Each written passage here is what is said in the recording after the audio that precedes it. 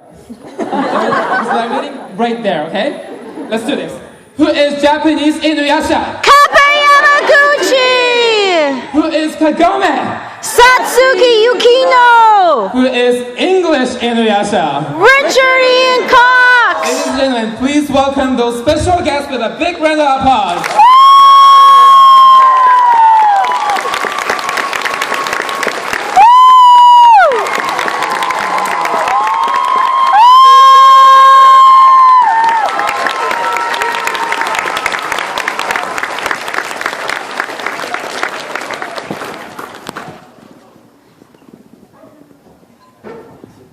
Thank you so much for joining our panel this evening.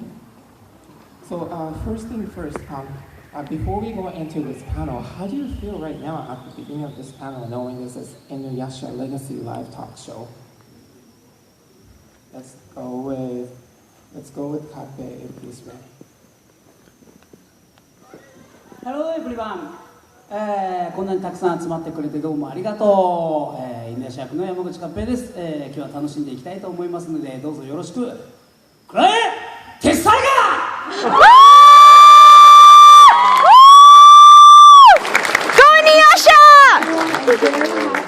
Such a large crowd here, and you're all going to be enjoying this crowd with you. Thank you so much, and we hope to have fun with you guys.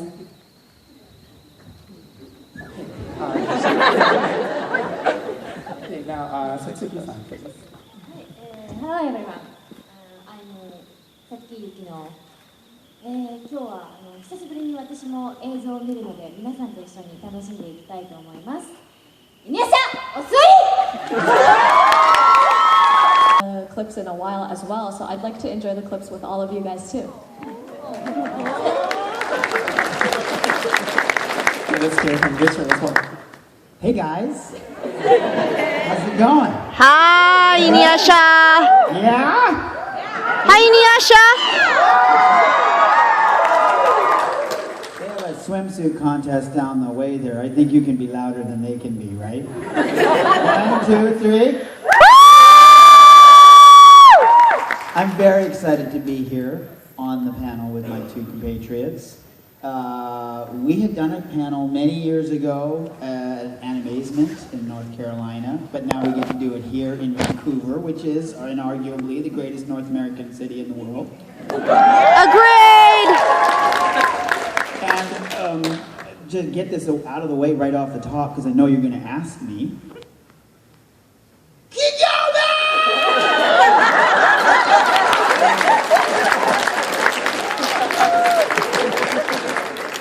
and I watch the clips every night, so... Oh, so on point, eh?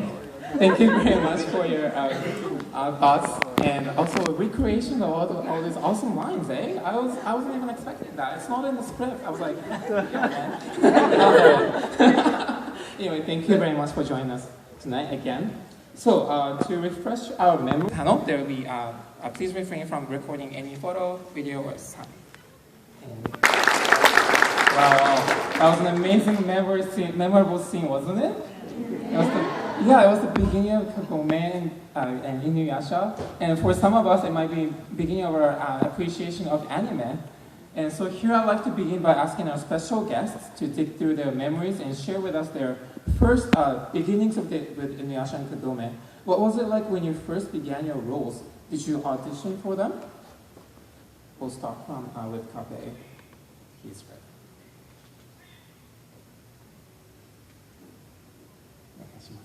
そうです。オーディションで犬屋が決まりましたね。いつも通常だと名前を言って、犬屋役、山口勝平ですみたいな感じでオーディションを受けるんですけれども、犬屋は名前を言わずに番号を1番ってもう名前を言わずにやるオーディションだったんですよ。だから完全に、はい、犬屋はなんかそのやってる役者さんっていうよりも本当に声のイメージだけで決めたいっていうことで名前を名乗らずのオーディションでした。 So yes, that is, I did get the role through an audition, but it was a little bit different than a normal audition though. Normally, when the role was announced, it would be announced with the name. Except for this particular audition, it was the role. It was given to me by numerical numbers, so my name was not revealed when they were trying to decide on the role, but instead. Right, so it was just really the number, and then they decided that my voice was the perfect fit for this. Okay. Well, Satsuki-san may recall it differently then. What was your beginning with Kagome? はい、そうなんですよ。私は松野大輝さんと掛け合いでやっていて、で、私がカゴメで、大輝さんが犬夜叉をやっていたんですが、結果的には私はカゴメで、彼はコーガになりました。Yes, I did have a different experience. I actually auditioned with Taiki Matsuno. We were acting it out together. I was acting out Kagome and he was acting out Inuyasha, but in the end he got the role of Koga. Ooh! It seems triangle forming already. Alright, how about you, Richo? How was your beginning with Inuyasha in the dub? We were still doing the Ranma dub when Toshi Yoshida, who was the U.S. producer for Viz, showed me the artwork for Inuyasha, and he had said that it was the same voice actor who was doing Inuyasha that had done Ranma, and he thought, well, that would be pretty cool if they were able to, do the same thing. But at the same time, I had to audition. And apparently there were an amazing group of people that were all auditioning. I'm not going to mention any of their names because they're in competition with me daily. Okay. And that's not cool. But as soon as I saw the drawings, I thought that I really, really, really wanted to be the part. I really wanted the show.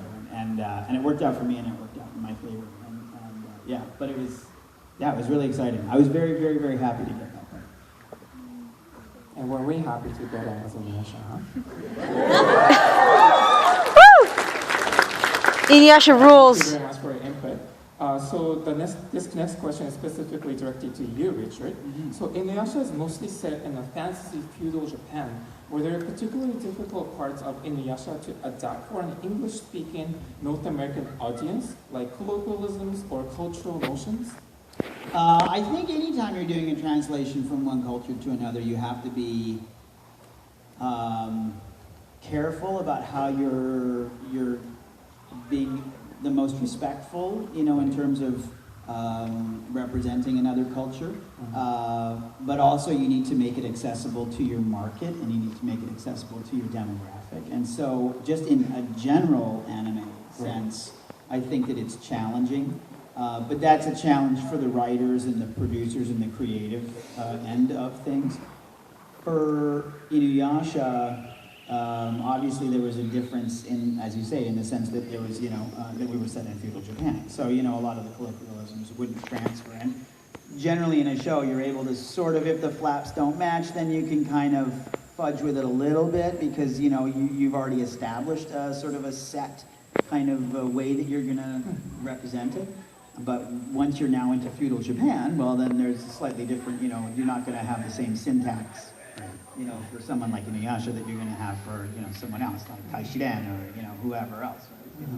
Right? So, yeah, I think that there were some challenges there, but at the same time, you're already into a fantasy world, so I think you can suspend your disbelief to a certain end, if that makes sense. And that kind of become plausible to the audience as well. Yeah, for sure. As plausible as anything with demons. Hammer pants. It was about centipede women appearing out of nowhere. It's like, That's extremely Japan. rare. Extremely rare. Maybe at 3 o'clock in the morning somewhere, but generally speaking. And maybe just back in feudal Japan, there might have been some monsters just flying around. Just, I wouldn't doubt it for a second. devouring on corpses and whatnot. If we can believe Game of Thrones, I think we can suspend our disbelief for feudal. Yeah.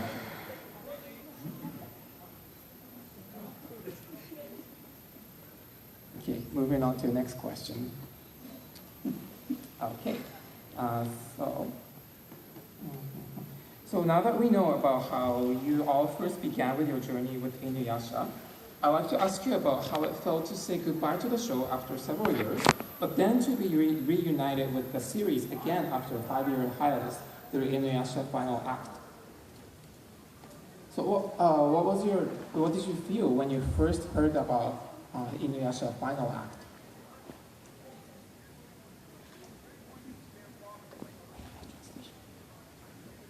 We'll start from Kapei-san. はい、そうですね、なかなか一度終了した作品が間を空けてまた完結編ということで続けさせてもらえるというのってこうめったにないチャンスだと思ったので、本当にキャストもスタッフも一度本当に嬉しかったですし、でその間も僕らは犬夜叉の1本目が終わってから完結編完結編も終わりましたし、で今もなんですけれども、その犬夜叉が終わったところからこう1年に1回みんなでスタッフとキャストで旅行に行っているので、そういう意味ではなんか懐かしいとかまたっていうよりもなんだかこの3年ぐらい空いたんですけれども、なんか本当に毎週撮ってたみたいな、すごいなんか本当になんか昨日あったっていうか、そういう感じでまた始められたんで、すごくいいチームだなと思いました。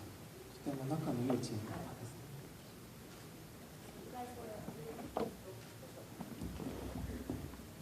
So once the show did once end, and we had the great opportunity of being able to coming back together for the revival series, and it's a very rare occasion for this all to happen. So we were all very happy to be able to come together again as a team and to film the show. And even after the revival series ended, we have a thing amongst all the cast and the staff going on. Every year we would get together and we travel. And every time we get together like this, we were so close that it feels as if we were never parted for so long, almost as if we still see each other once a week. And it was an absolutely great experience.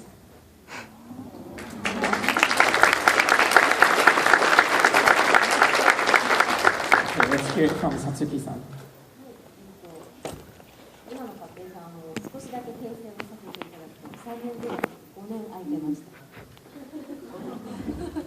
なんですが、読売テレビのプロデューサーの諏訪さんっていう一番偉い方が、必ず最後までやるっていうことをその一部が終わった時に言ってくださって、もうその言葉をもう信用して、私はもうずっと最後までできるっていうふうに思っていたので、何の心配もしてなかったで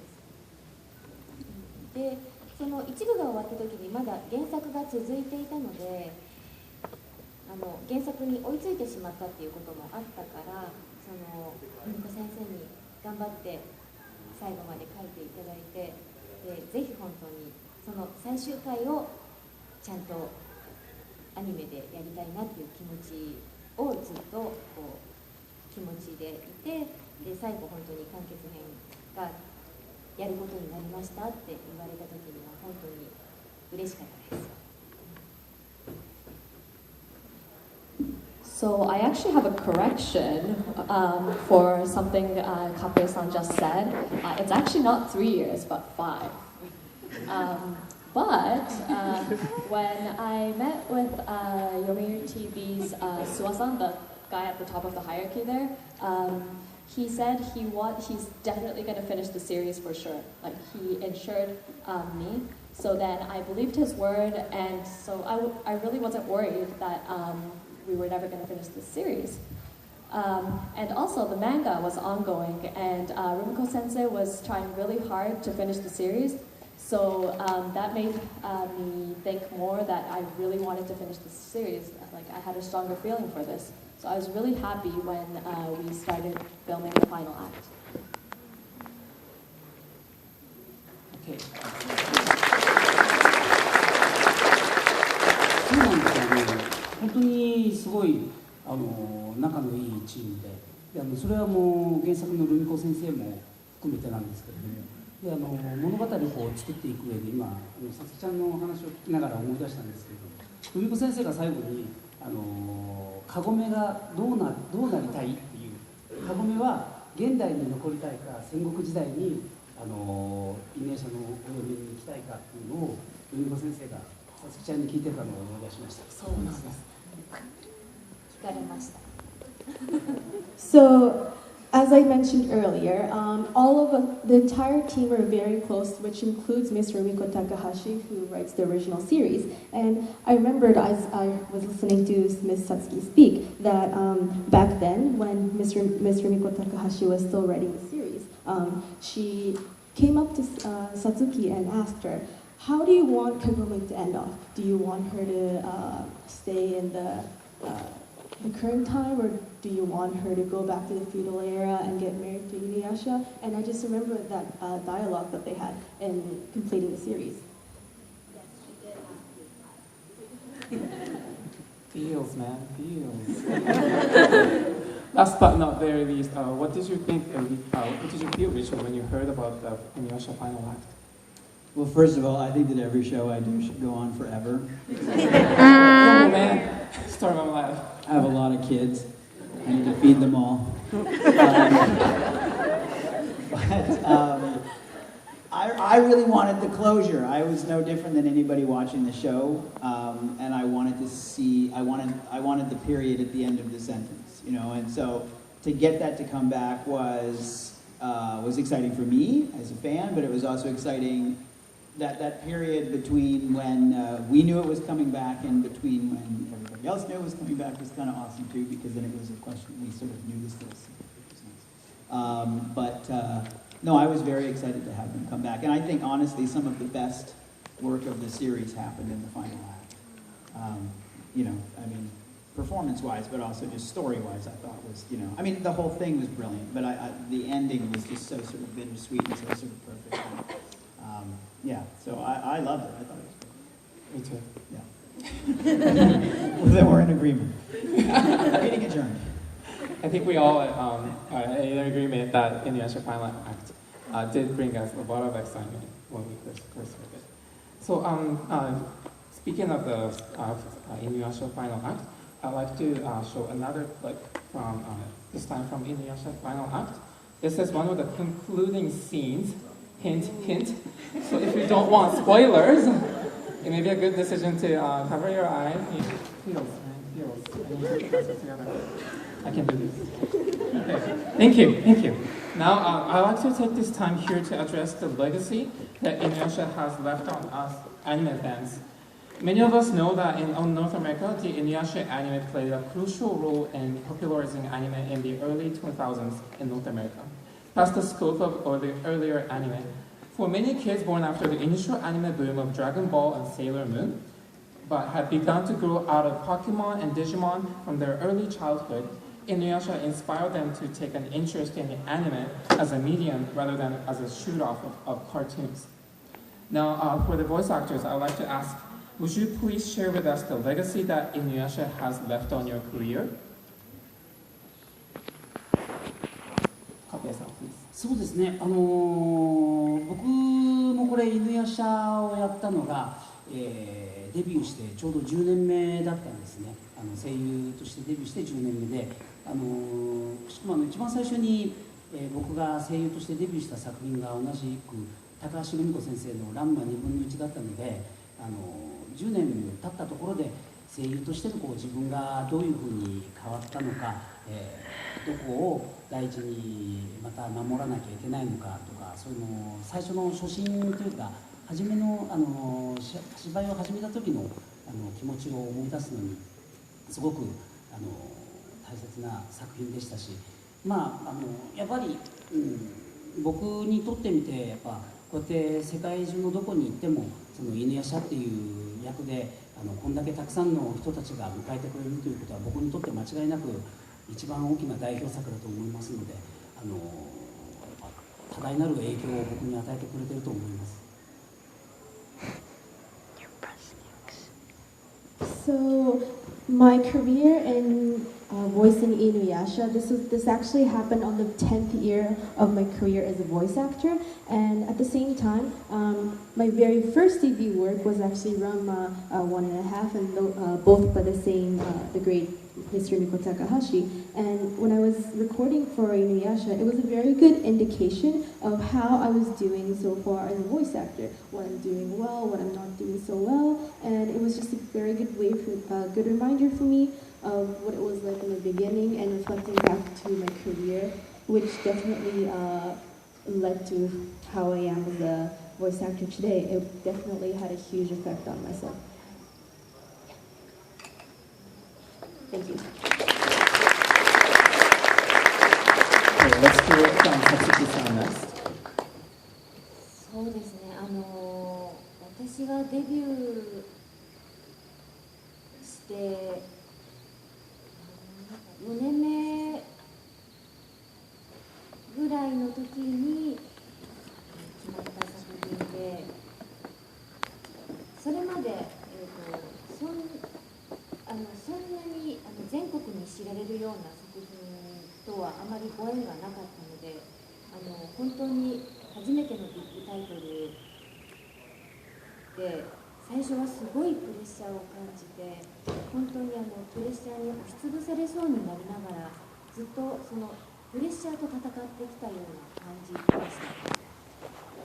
でも自分の声優人生の中で一番長くレギュラーとして携わった作品で、今でもやっぱり流れるとその時の気持ちが鮮やかに体によみがえるぐらいすごく鮮明に覚えていて、もう自分の中の一部になってます。で、イヌヤシャの収録をしてた時にプライベートでいろんな辛いことがあったんですけど、それをなんか支えてくれた作品でもあります。なので本当に自分にとっては代表作であり、自分の命の恩人である作品だと思ってます。So I think it was about maybe my 4th year after I debuted that I met with Inuyasha. And up until then, I actually haven't played any roles for any famous works. And this was my first really big role. So I was super pressured, I felt really stressed, and I was constantly battling with my stress working on this piece. But this is, throughout my whole entire voice acting career, this is the longest piece that I worked with. And so looking at those clips, like emotions flow back into me when I was looking back at those clips with you guys. Inuyasha is definitely a part of me. And actually, while I was recording Inuyasha, I had some few tough moments in my private life. And throughout those tough moments, Inuyasha was the one that supported me. And so Inuyasha is really an important piece of my life as well as my lifesaver. Aww.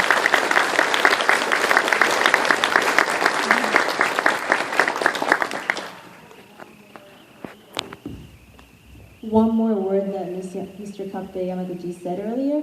He also mentioned that Inuyasha, it was absolutely one of the greatest roles that I had that's known worldwide, and it definitely represents my career as a voice actor, and I'm very thankful for this role.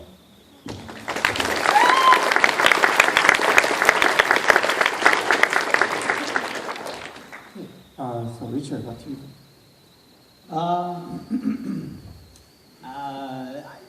Yeah, okay.